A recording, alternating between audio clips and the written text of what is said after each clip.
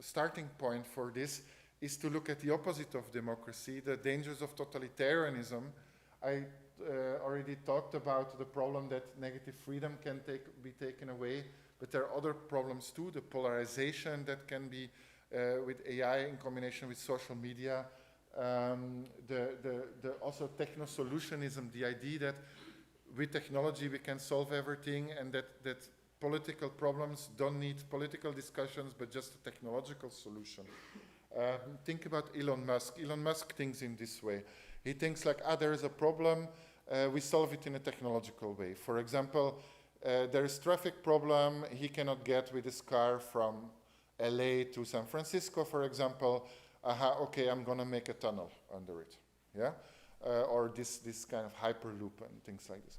So, technological solution. But of course, in that case, for example, transportation is a very complex social and political problem. And we can solve it in different ways. And we can solve it in ways that combine technology with talking about how to distribute the burdens, how to maybe organize transportation in a very different way. Like in Europe, we have, for example, relatively good public transportations in our cities. So there's, I think it's here, when we talk about democracy, it's also talking about the role of technology in society and how we can embed this in a good way. But there is always a danger that we don't have democracy anymore once that we again undermine the different types of freedom through, for example, AI, when the claim is that someone knows better for you what you want. I talked about that already, or indeed a surveillance with the state and the private sector. So this is all, I think, very much a potential threat to democracy. So we need to look at this. How can we resist this, and how can we also shape the technology more constructively in ways that don't lead to this kind of forms, right? So we know what we don't want. What we do need to do from a political, philosophical point of view is to think, what do we want? What kind of democracy do we want? Because it's not so easy to make a good democracy. So this is something I think about at the moment. I will not go in the details here again. Power is another concept where we have to think about who has the political power today. Well, it's the nation states, but the nation states also lose more and more power, and not only nation states, also cities and so on, lose more and more power to the big tech companies. Because, as I said, technology is the site where political struggle plays today. The big tech companies and the people who lead them, who own them, have more power. And in our case in Europe, it means that geopolitically, we are kind of dominated nowadays by big tech companies in the US. So we have still some power here, but our sovereignty as nations, as regions, as cities is very limited because our lives is so much pervaded by the technologies that these people develop. We are also in the hands of them. And we are in the hands, for example, of someone like Musk who decides suddenly to shape Twitter in a different way. It means also that he directly influences my life and influences my life in a non-democratic way. I didn't have any say about this. We didn't have any say about that here in Catalonia, in Austria, and so on. What also happens is that beyond the state and the big companies, that there is also disciplining through the technologies by organizations. For example, if you have a health organization, they can influence their patients in certain ways. But also, interestingly enough, we as citizens, we also discipline ourselves and exercise power over ourselves and let others exercise power over ourselves. And the way this works is that we try to improve ourselves, we try to improve our health, for example, but the way we do that is by using an app. And by using the app, we also give those who designed the app and those who benefit from the data we produce we give them power. So self-improvement, I wrote about it in a critical way, is also helping, again, those with the tech power to have more power, and in a sense discipline us, because through the technology our behavior is steered, and even if we agree with that, it's what I'm worried about is that some of it we don't control, and that we unconsciously are in the hands of these technological powers. And then the last question in the book I ask is what are the boundaries of the political?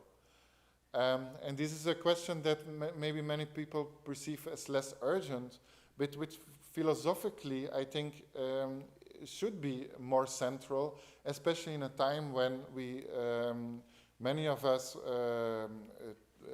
perceive that there is a climate crisis, an environmental crisis, and so we more and more in the 21st century understand ourselves as part of ecosystems, as part of the planetary ecosystem, as part of a wider whole. And the problem is that this is not really translated into our political concepts yet. There is animal ethics, for example, in philosophy, but we don't have so much concepts in political philosophy to think about, okay, what about animals, for example? Are they non-human animals? Should they also be part of the polis, of the political realm? Why do we actually exclude them? Why do we talk always about human-centered AI, for example? So also in the area of thinking about technology, the question is how anthropocentric should we think? Should we think about the human only and the interests and needs of the human, or also the interests and needs of non-human beings? Should we also think about the planetary condition, what is often called the Anthropocene, the idea that humans now have so much power and agency that the whole geo environment is changed. And what does that mean for our politics today? I think there is still a lot of work, both conceptually and very practically, politically, to be done about thinking through this. What we have today is, on the one hand, a very traditional political parties. On the other hand, we have movements like Extinction Rebellion, which might be seen as very extremist, but there's not much in between. There's not much really going on at the moment politically about how to integrate the more relational ecological thinking into politics in a way that takes us beyond the human. So for AI, what does it mean to become less anthropocentric, to take nature also into account? What does it mean if AI is also going to have impact on the environment, and it has impact? For example, it uses energy, it creates carbon emissions through the infrastructure, the data centers, through the devices, also the production of devices, there are minerals extracted, and so on. So AI is not environmentally neutral and not politically neutral. So we have to think about this. Also in terms of justice, right? So is it just to put the human in the center always? So yes, we have the Enlightenment ideas, we have humanistic ideas, we have great traditions, intellectual traditions in Europe, but we also need to think about the boundaries of those systems and think about what about other beings. So this is a question I end with, like to think about that. What would an AI politics mean that goes beyond the human? Then I've said, like, there's conditions for democracy, so we want to preserve these basic principles of democracy, like freedom and justice. But we also need a certain knowledge basis. We need we need citizens that have a certain knowledge. We need in society knowledge, for example, that is also scientifically sound. But today, what we have with AI is that there are certain problems created by the new technologies. because although it was always possible, even in a village you would have someone maybe who tells some lies. But now the difference is that we have a mass spread that is very fast, so and very pervasive and global. Yeah. So if you now have a lie, the problem is not only that in the village it spreads, or in the next village, or even a city. It's everywhere, and AI enables this by the so-called hallucinations of ChatGPT, for example, but also fake news, creating of fake videos is so easy nowadays. And this can also be used for political manipulation, also in elections. And so this is something we need to think about, because once you have a society where not only there are lies, so the problem is not only the lie, the problem is that you're not sure if it's a lie.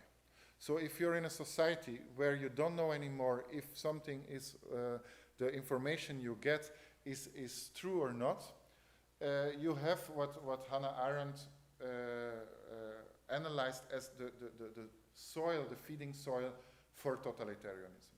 Because then you can have populist and fascist and so on that take advantage of this. So it's a very dangerous phenomenon. And we have to see how we can change the technologies or regulate the technologies in such a way that we don't create an environment that is such a good basis for totalitarianism. I also wrote a paper on epistemic agency, thinking about, okay, what kind of knowledge does the citizen need to have? And I thought, well, the problem is that normally we presuppose in a democracy epistemic agency of citizens, in the sense that when you go to vote, for example, on Sunday, that you make up your own mind about it. Yeah. So you create or you make your own political beliefs, and it's not someone else who tells you you should vote like this, or who tells you what to believe. We like to be these individuals, think about positive freedom, who have this autonomy, who decide for themselves what they believe politically, and rightly so. But the problem is that in an environment where there is, for example, polarization about in social media, where there's epistemic bubbles, where only I'm confronted with beliefs that political friends have, but I don't hear anything else anymore, then it could be very difficult to openly discuss beliefs, to form your beliefs in a free way. Because then you get ideology, you have an echo chamber of always the same views. And in a democracy, what we need is the opposite. We need, according to Habermas, but also other theorists also, we need a kind of free public space where we can discuss with one another about our views, and when we also dare to put our views vulnerable to discussion, where I can say like, this is what I think, and someone else can criticize that, but in a kind of friendly way, so we can have a real discussion. But the problem is that if you have a Twitter, for example, that gets very toxic, and where people immediately troll other people and bully other people, you don't feel free to express your views. You don't feel like this is a kind of environment where you can, in a safe way, discuss your views. And then you just sit in your own chamber with some people that you know, and you have your fixed beliefs. This is not free formation of beliefs. Or there can be a manipulative environment, again on social media with AI, where you're profiled and manipulated into having certain beliefs. And so this is not how democracy can work, at least not a democracy that I think is worth going for. So these are real problems we have. We don't think about it enough, and I'm writing it at the moment about these problems. I will not go into detail of this paper, but if you want more you can read it. What I think is important is that in our education and our regulation also, that we make sure that we create, first of all, on the part of the citizens, the skills to deal with this kind of new knowledge environments, these new epistemic environments. How do I navigate this world that has become so complex and so difficult, given that there is this fake news, for example, but also what kind of regulation, and in the end, what kind of new political institutions do we need? We have the political institutions of the 19th century. These political institutions, they are made for citizens who, first of all, were of a certain class originally, but okay, leaving that aside, it was for citizens who know already some things and who were relatively well informed. What we have today is this environment that I just described. So how do we deal with that? We need to bring in more expertise about technologies into the political system. The way this happens now is in a very ad hoc way. For example, they can ask someone like me, or they can ask a computer scientist, tell us what you think about CTP, for example, GPT, and then that flows into policy somehow. But it's a very intransparent way. And there are some committees and observatories, and things are going in the right direction, but there is not really, we don't have really today effective institutions that can also deal with the fast change that we have today in the technology. And we need to connect expertise and democracy. And this is very difficult, right? Because already since Plato, we have the problem how to combine with the expertise. On the one hand, we want expertise. We want a democracy where, we can deal with problems around AI, for example, in a way that is informed by knowing what AI is and does, what also the problems are. But if you leave the politics to the experts, you get what Plato called the philosophers' kings and the guardians that are experts in politics, but you don't have a democracy. If you, on the other hand, go to the ideal of democracy as just asking the people, that's also not good enough if you don't get in the expertise. We live in these complex epistemic environments. We can no longer just ask the people. We need something else. So this is a huge challenge to rethink democracy for today. And this is what I hope to contribute, and what I think many colleagues also should help with.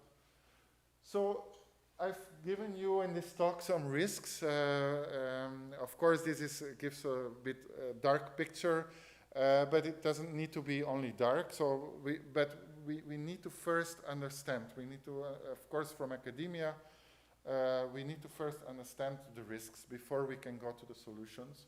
So these are some of the problems, the impact on the basic principles, the risk of totalitarianism, and how AI shapes the new epistemic environments in our society. What we also need to do then, once we understand the risk, I think, is to constructively think, and that's more the engineering spirit, let's try to solve problems. Not in a techno-solutionist way, not by saying technology is going to solve everything, no, but technology is part of the solution. To try to design the technologies in different ways, to try to develop AI that is ethically and politically responsible, that contributes to democracy. That is the way forward, and so we can do that, and we can very concretely think about, for example, how can AI help to create a good epistemic environment for democracy, give us better information, help us to check the quality of the information, for example.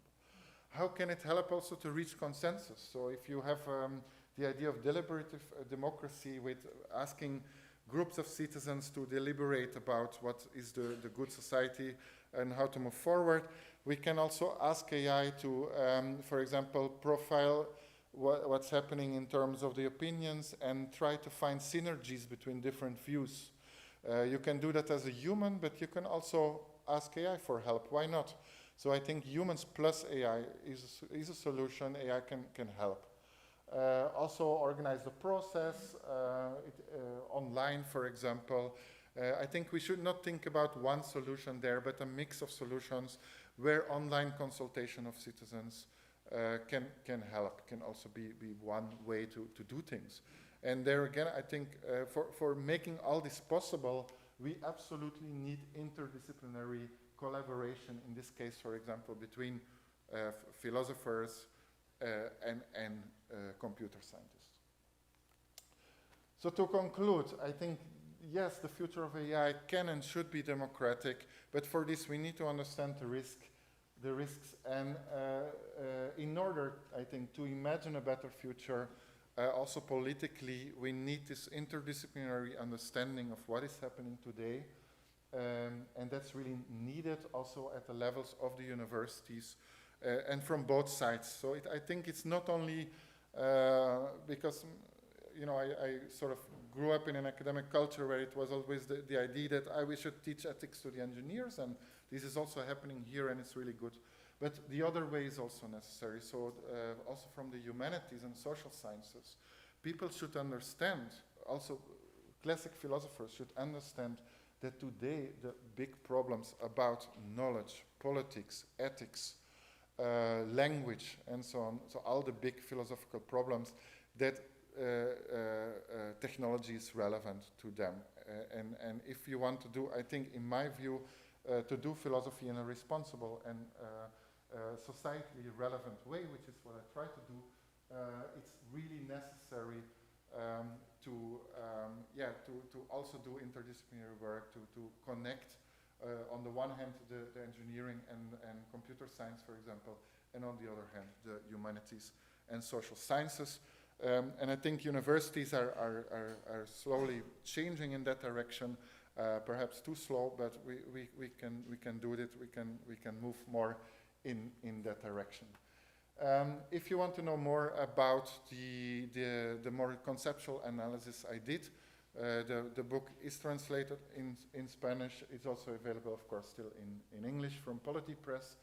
Yeah, I'm looking forward to discuss with you about the politics of AI here, and I'm looking forward to your questions. Thank you.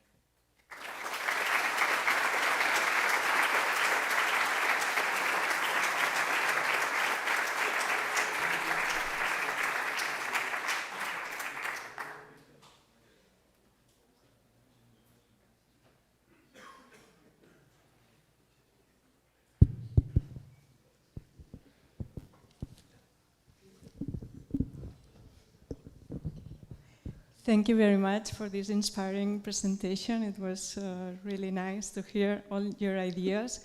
I liked everything, but at the end you were mentioning participatory democracy. Yeah. And I am especially interested on this aspect. Great. And you didn't explain that much, so I would like to ask you to give some more insights into that. Yeah. I would also like to mention that here in Barcelona we have this participatory democracy initiative, this is in Barcelona. So we have been struggling to try to involve people.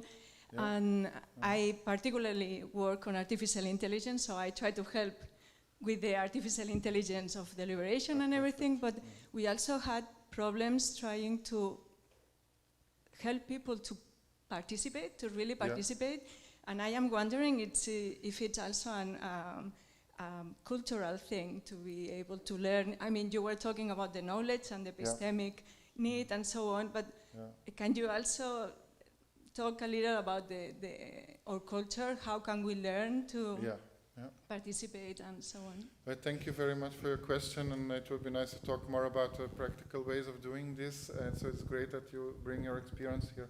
About the culture, I think we have this idea that that democracy is something for adults, and that it's about voting, right? So, and I think if we want this more participative ideal, we cannot just suddenly take the citizens that we created, in a sense, produced, not being used to this, and then say, now sit together and talk.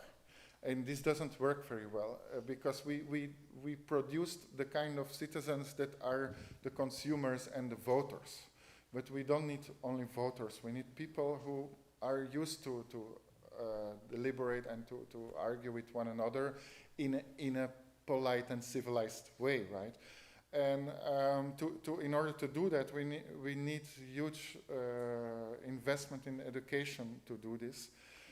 I think the classic humanistic kind of education in Europe has to some extent contributed to that, but has, as far as I know, in countries like where I come from, Belgium, or here, maybe has put much too much emphasis on knowledge as such, right? And too little on the skills we need as citizens. So I think there's a huge, huge progress to be made there. And so you need to start in a way with democracy from the children and not from the adults. And also I think in terms of ideals of deliberation, we need to also take into account more the contemporary ways of thinking about that, because, for example, Habermas was very much about rational arguments, and yes, it's important, but it's also, of course, about inclusion, who is part of, who can talk, and also I think emotions have also a positive aspect. It's not only something negative as traditionally philosophers tend to think. So I think it's also important to take emotions seriously as part of deliberation, but in a constructive way, because if you don't do that, then the emotions are going in the toxic social media, and they are going to be politically cannibalized on by movements that are anti-democratic. So I think it's very important to acknowledge that we are rational but also emotional beings, and that it is fine that this plays a role in politics. But how to canalize and the role of emotions in politics, I think, is something we need to think more about, how to do this. But it could be part, I think, also of deliberative processes, of giving people a voice and taking seriously the emotions as a kind of expression of concern, a cognitive thing also, an expression of beliefs and an expression of a normative concern, like I care about this. And so this would be good. And of course, to have people care about politics and have people believe that they can make a difference, that also requires then again, not only educational, but also other changes, right? To really also then give these deliberative processes a real power also. So there, I think, yeah, the big politics also needs to make a change and needs to be prepared to do that. Thank you. Hello, I read the book. I have two different questions. One is this idea that AI should be democratic. I believe that societies or humans should be democratic. AI is just a tool. Doesn't matter if it's democratic or not. I believe that the objective is not working there, but I want to know your opinion. And the other is, from AI point of view, I see that the only thing that AI can do to support democratic processes is to support processing the amounts of information you are at hand. Because if you need deliberation, you need time. And if you want people to participate, they need time to get informed, time to reflect, and then time to go to the discussion, and also a mechanism for that deliberation and discussion be then used by politicians. So therefore you need politicians that really believe in that the mediation tools that AI can give you are good enough to bring that amount of not any more information, because if there is deliberation, there will be knowledge, and then we are changing the epistemic status of the object that is transmitted from one side to the other side.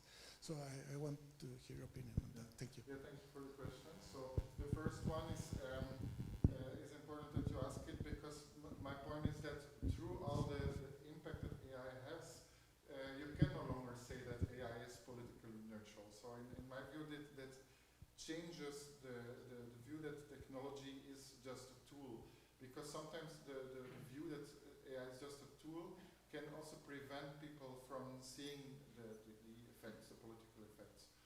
So that's why I stress that it is political. For the second, I think you're very right that it can help with the information, and as you say, it takes time, and there of course it can shorten the time, because in the current information environment, it's for us so difficult to get information So we already got search engines, for example, right, which was already AI-based, Google, and now we have the large language models, and we have more. And I think it all can help us to filter through a lot of information, because we need that for our deliberations.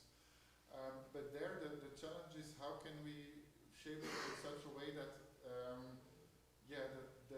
that we ensure, for example, that there is a diversity of views, that we ensure that there is not bias or not unwanted bias, and so there, of course, then we give also to the tool a lot of influence, because the selection of information is so important. So we have to really think on how to do the politics of that.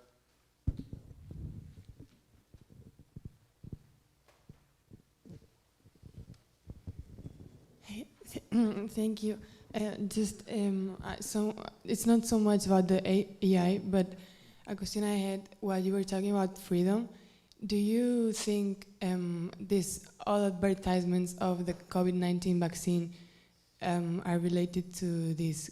Do you consider it as part of this government paternalism, or as it is COVID-19 now?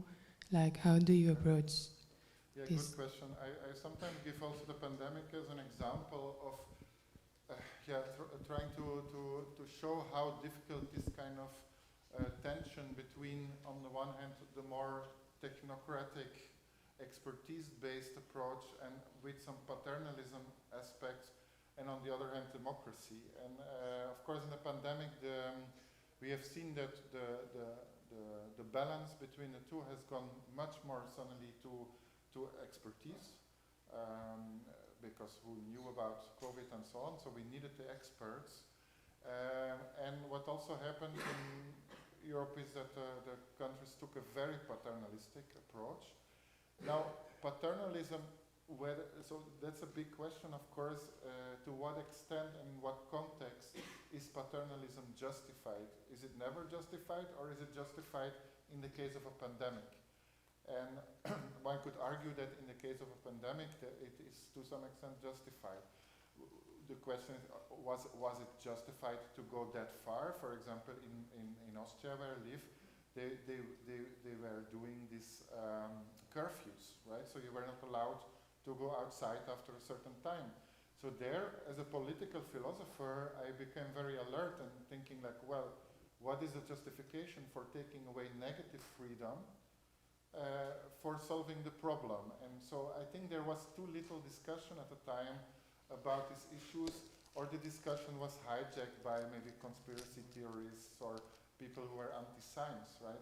But I think, so even if you're not anti-science, which most of us are in this room, I think it is legitimate to ask the political, philosophical question always, if there is if the state takes away our freedom, to what extent is it justified? Because in a democracy, it should be, the default should be freedom. And if you take it away in a paternalistic way, it has to be well justified. Yeah. So one could ask questions, critical questions about that. Did the government justify it sufficiently? Did they go too far in taking away freedom and so on? Yeah. Hi. My English is not so good, so I'm sorry. I will do my best. Hey. I couldn't read your last book, The Politics of AI, but I read The Ethics of AI. And in that book, you talk about the transhumanism and some consequences of the possibility that AI constitute an autonomous system with its own values or worldview or whatever, and the challenges that can suppose for the human beings. But if I understood your book properly, you invite us to get away a little bit from these questions and put more focus on the current problems like biases, privacy, and so on. And currently, I think we shouldn't talk about the AI as an entity, because we have algorithms, some standards, some procedures that most of people use, but at the end, there are some different paradigms, and any project, the values of the goals of any project are depends on the people who is involved on this project, not in the AI system, because we are not in this scenario with in which AI is autonomous and so on. But when you and most of people involved on these questions talk about the ethics of AI, you use a substantivation to talk about AI. You know, how AI undermines democracy, AI threats, AI influences, whatever.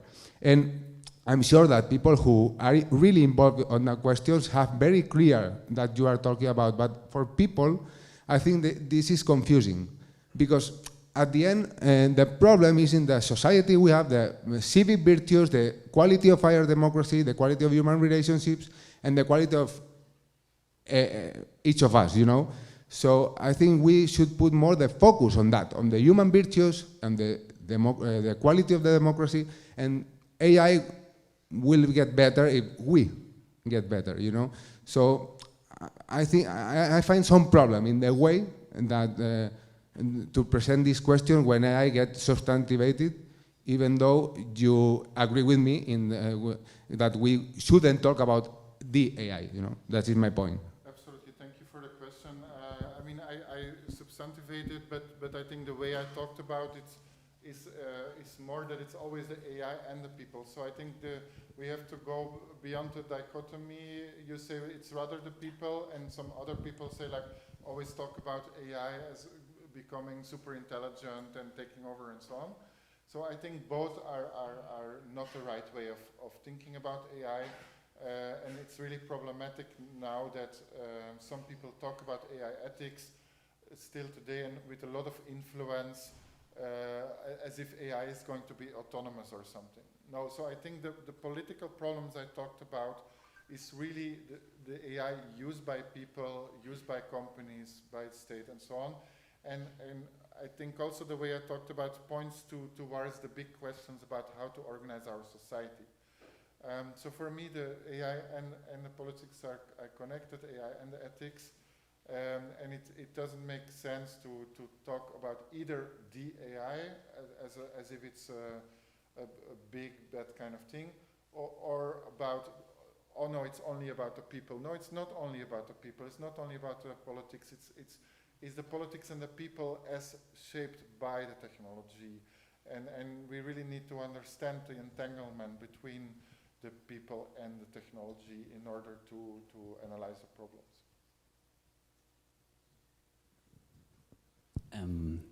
Thank you very much for your presentation. My question is about what's your opinion about surveillance technologies in education? So we are teaching students about freedom, but they are under control, and this is very difficult in education to. What's your opinion about that dichotomy? Yeah, that's quite a challenge now. Also with let me give the example of ChatGPT, right? So what are we doing? What are we going to do as educators? So in higher education, so one scenario is to ban it, and another is to use it. And the problem with the banning scenario is that then it turns, you construct the teacher as a policeman, right? And because then you are put in the position as the one who does surveillance, maybe in the future by the help of AI. And I'm not sure if I want to be in that position. I don't want to be a policeman. So I prefer a more constructive approach where you say, like, look, ChatGPT is now one of the tools we have, just like we have laptops and other visual technology.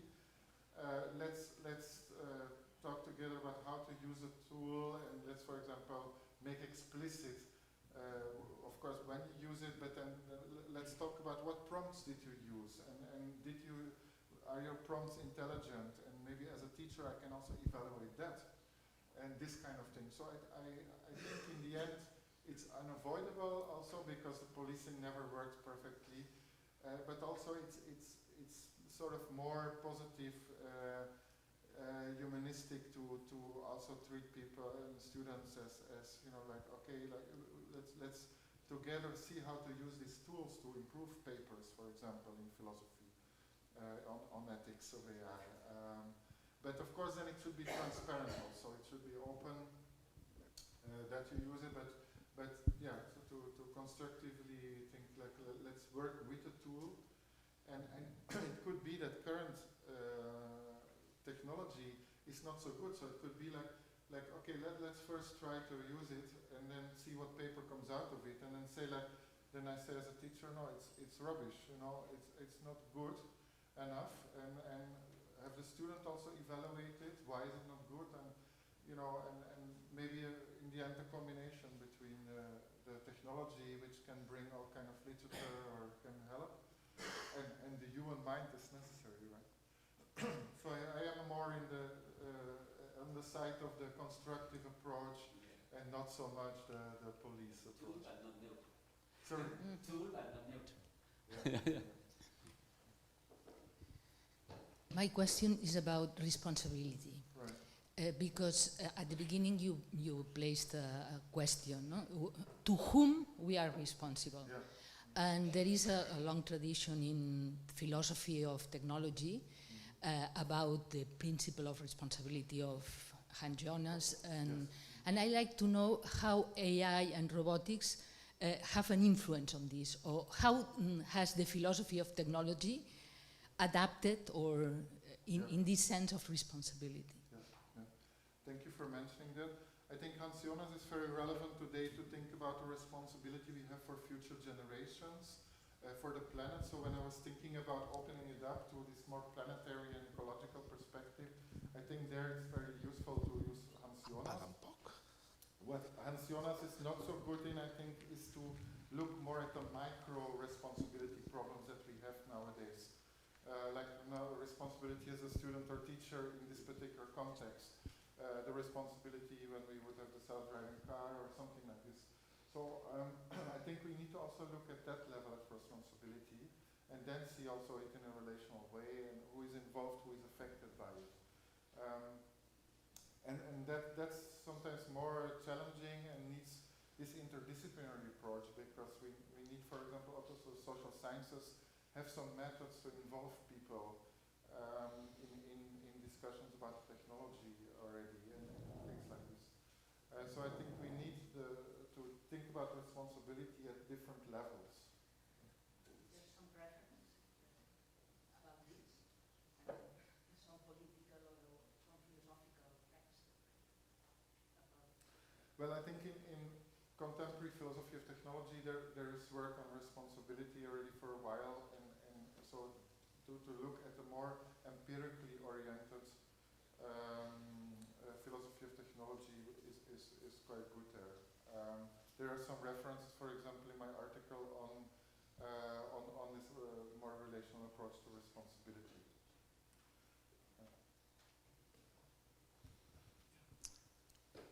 Hello. Here. I have just one bold question about your thinking in terms of the philosophy of politics. That if AI will have us to change our political institutions in some way. I'm thinking that because I'm thinking about Foucault in the ways that he understands the different layers of surveillance that our political institutions, our social constructions doing to us, and how this AI and all the technologies are increasing that. And I'm thinking if maybe we need to change political institutions, or only we need to adapt these institutions into these new technologies that will increase maybe inequality, maybe more control, and so on. Yeah, absolutely. We need, as I suggested already, we need new institutions, and we need to make sure there that that we still have this democratic aspect to it, right? So that we don't make the mistake of creating an institution that then is just the experts deciding about the technology future. So this will require new ways of thinking. I also propose to have some kind of mediation institutions and actors that can mediate between the realm of the expertise, for example, academia, and the politicians who have to respond to the people democratically, and try to connect them. I think this is key in designing these new institutions. Thank you very much for your presentation, very insightful. So you mentioned that we first need to decide what is a just society, to have a common understanding of fairness, of justice, and then decide how to use AI in a fair way so as to avoid biases. But my question here is, can we have an universal definition of justice or fairness? I mean, I don't think so. I think this may be context specific, cultural specific. So my question is, and from the other side, some AI tools are developed in or created in Silicon Valley, but we know that they are used throughout the world. So in the meantime, while we decide what is fairness, what is justice, that I doubt that we will ever even achieve an universal understanding of that, how we regulate AI, what do we do so as to avoid biases and discrimination? Yeah, thank you for your question. I think the last remark points to a very important problem we have, of course, in AI ethics, is that the change is so rapid. It's a very fast technological change, and how to deal with that, because we hardly have time to discuss things. So that's also a problem for the political institutions, that we need to design them in such a way that there is a long-term reflection, but also that there is a fast, effective way to regulate quickly. So we could have like maybe quick fixes for the moment and then discuss more about it, something like this. About the general question about justice, I mean, I try as a political philosopher to take some kind of middle position there, because I do think that there has to be a universal aspect to justice, but you're right that context would matter, and I'm influenced by pragmatist ethics and pragmatist politics, where you say like, in the end it's not just the philosopher king who should decide theoretically what justice is, but we should, in a concrete society, trying to solve the problems and discuss it in that context, grow as a society, experiment, and see how things work. And from that experimental perspective, I come also when I say that let's have some quick fixes now then, but let's then democratically discuss and design institutions where we can do this to make sure that it's done in a better way. Because now I think we do the fast thing sometimes now with quick regulation, or the big companies do something, but it's not really thought through, and they also put their values in it, and it's not in a democratic way and so on. So yeah, that's a very interesting question. Thank you. I want to re-ask on Tony's question about the ChatGPT. So we had first examples of in-depth testing on that tool, and it seems like they are only 54% verisimility in their answers. In general, 54 verisimility. So out of 100 questions, 54 are correct. Yeah. So why to use it in education or in schools?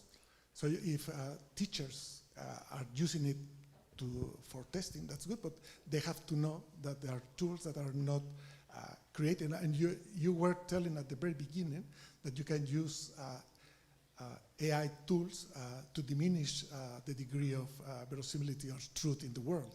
So bring it into their schools, even with younger students, let's say, why you are. So it's very interesting. So from my point of view, that I don't like deep learning at all, but I have 40 years of experience in artificial intelligence. Right. So we have one of the largest groups in machines here in Spain, here nearby, yeah. and we are testing that. And from the point of view of epistemology in AI, it's not a solvent tool. It's very successful as a marketing. You bring even the president, Sala is visiting our president, and they are talking about.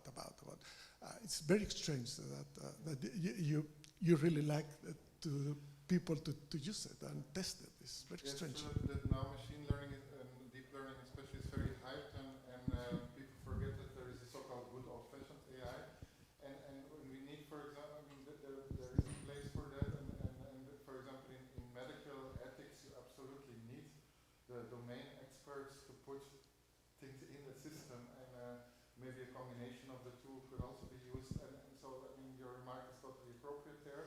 With regard to education, we can try things out, as I said, and so if it turns out that the current tools, that there is too much mistakes, too much misinformation, and so on, then you know, we have to criticize that. We shouldn't give a central place to that in education, but we can critically look at that, because the students will use it outside also to get their information and so on. And just like we needed a more critical approach to Google and social media, we also need a more critical approach to these tools.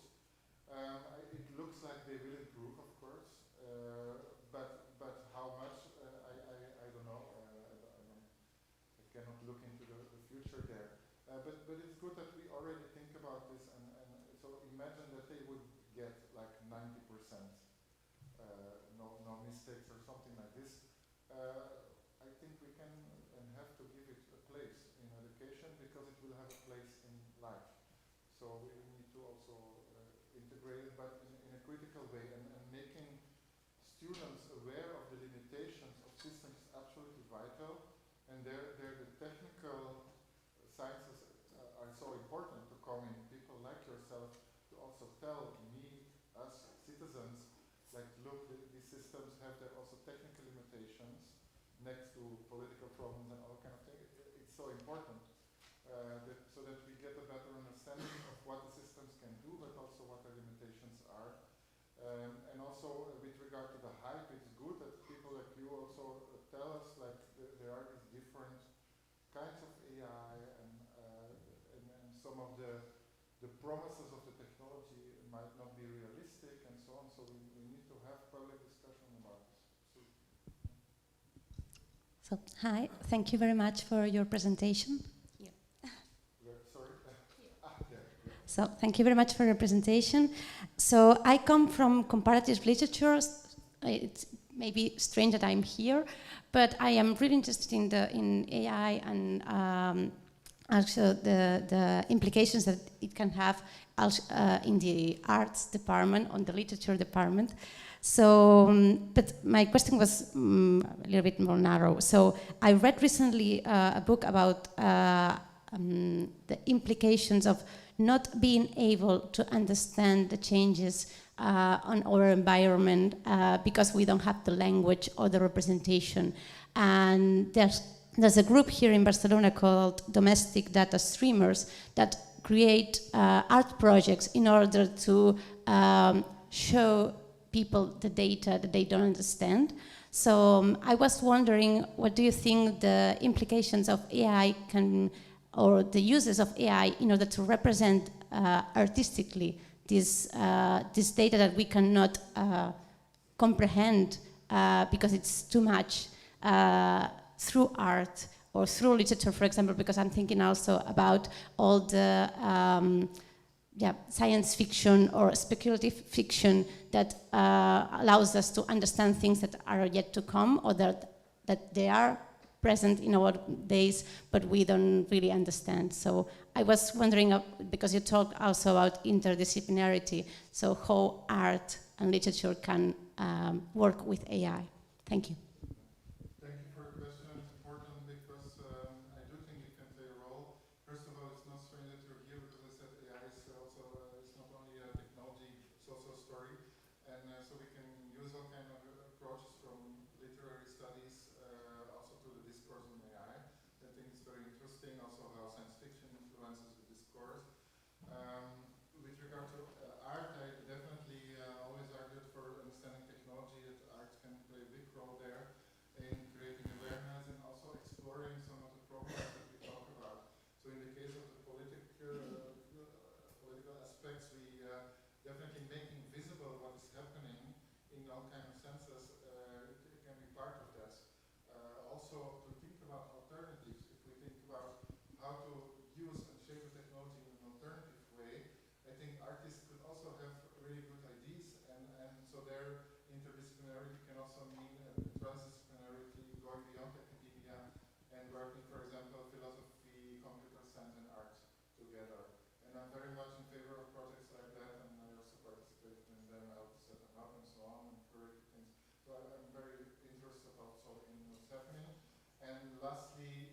say is also like these people, this domestic stuff. I think it's also important to not forget that in a democracy it's great if we can support from top down to bottom up initiatives, right?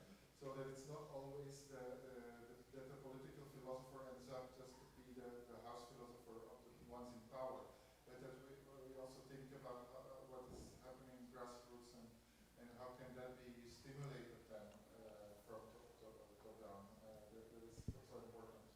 And not only that we need the talking, but we also need the experimenting. Reading this book using words and things, and I'm very much interested in how to bring that together. Thank you. A couple of last questions, Mark. A couple, and you will be free. Thank you. Hi, I just had a small question I'd like to know your opinion on, and is that currently there are a lot of companies putting a lot of money and there's an AI race of some sorts to get the best model, and they're motivated by money in the end. And if this, what I see is if these companies attempted to make a democratic AI, would you say there's a real risk of the AI just becoming like a dictatorship of the majority? Because, for example, if an AI has a 98% fairness, but those 2% is a racially discriminated minority or something like that, that would not be democratic, right? So up to which point would you say this socioeconomic society within a system is compatible with the development of a democratic AI? Yeah, very good question, because one of the traditional problems in democracy theory is also what Coeckelbergh already described, and so that you have this the paradox that if you just understand democracy as majority rule, that then the majority can become tyrannical. And so this is absolutely a well-recognized problem, and so we shouldn't have a democracy that becomes tyrannical. And I think AI can support that, and so we have to avoid this kind of tendency.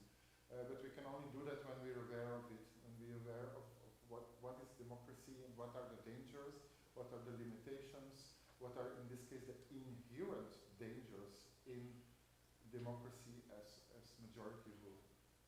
And also in that way, justice theories that look at minorities, for example, and think about the power of minorities can also help there to redress the balance. Last question.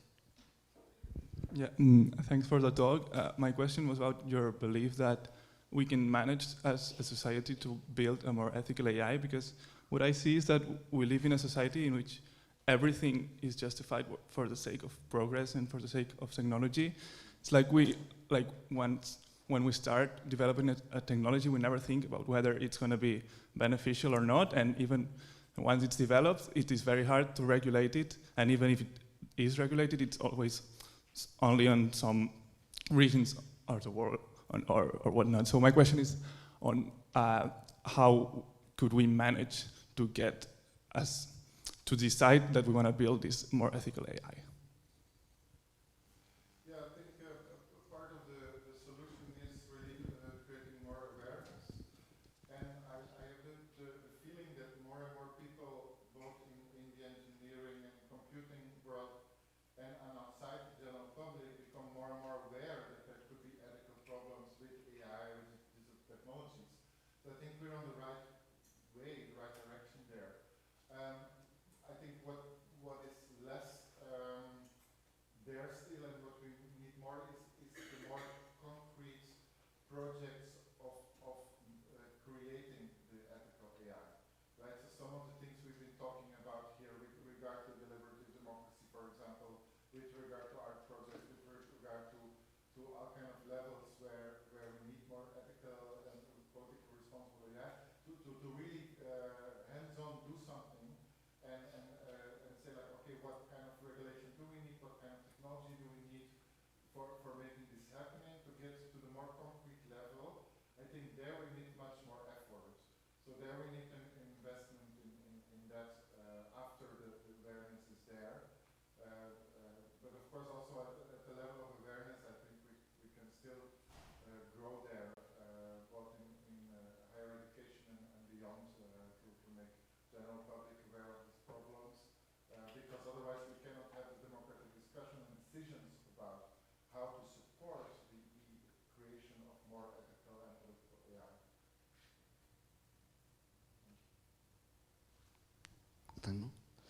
Okay, thank you very much again for the excellent presentation.